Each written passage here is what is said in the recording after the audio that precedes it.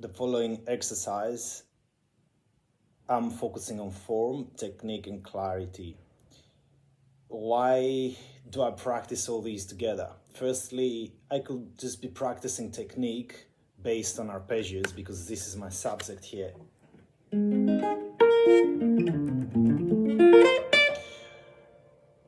But just putting the metronome on and practicing an arpeggio,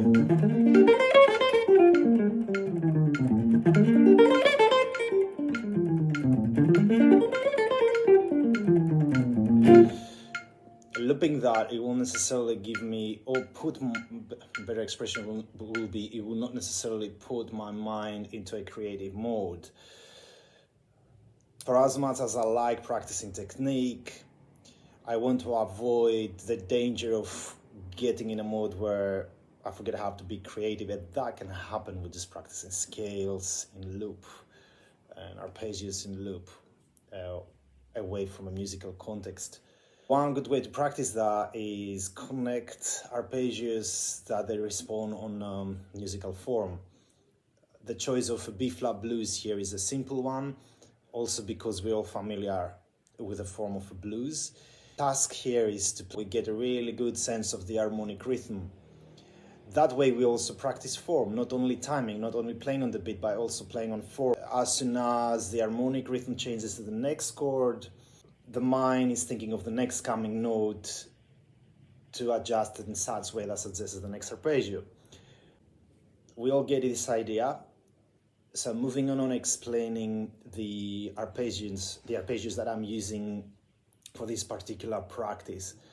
Over the dominant chords of a blues, I will play the relative diminished chords that lead, the relative diminished arpeggios that lead to the next coming chord. What do I mean here is this. We start with a B flat. Here I'm going to play usually a B flat triad. Then we move into the next chord of the blues, which is an E flat dominant.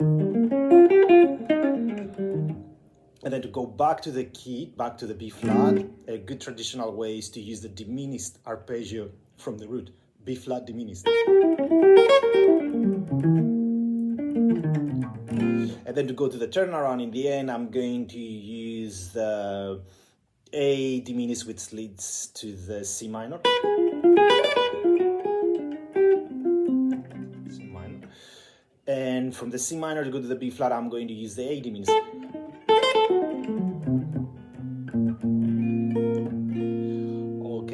So now we're going to connect all these over the blues form. I will put the metronome on 100, which is half time.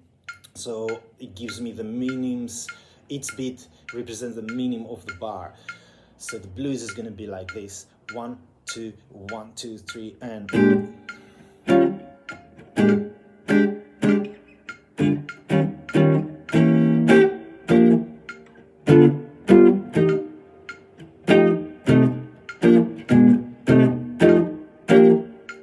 And my task here, because again, this is a techniques exercise. I'm not trying to spice things up.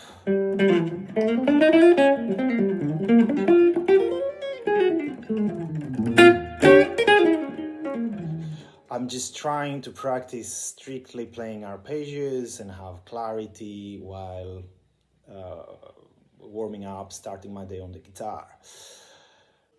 And same time, I'm avoiding sounding boring. The good thing with having the metronome is that after I record it, I will play rhythm over the top of it and I'm going to listen back.